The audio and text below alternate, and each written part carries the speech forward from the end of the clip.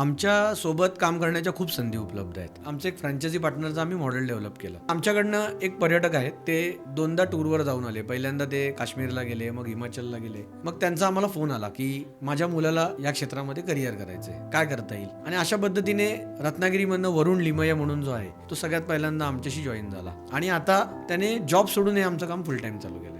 अच्छा, ओके. इतकं पोटेन्शियल आहे. इतकं पोटेन्शियल आहे, त्यांनी त्याच्यातली हिंमत दाखवली.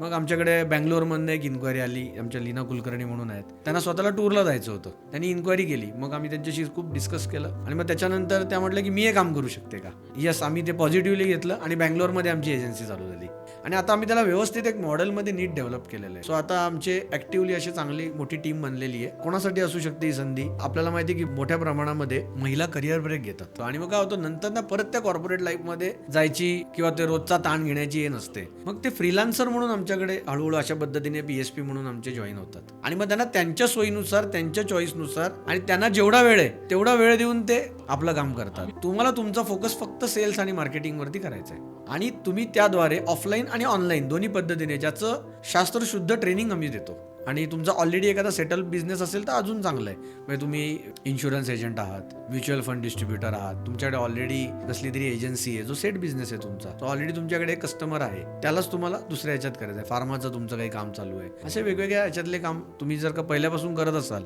तर तुम्ही ॲडिशनल करू शकता. जे एखाद्याला पूर्ण वेळ करायचं आहे तर पूर्ण वेळ पण उपलब्ध आहे संधी, काहीच प्रॉब्लेम नाही, पूर्ण वेळ सुद्धा करू शकतात.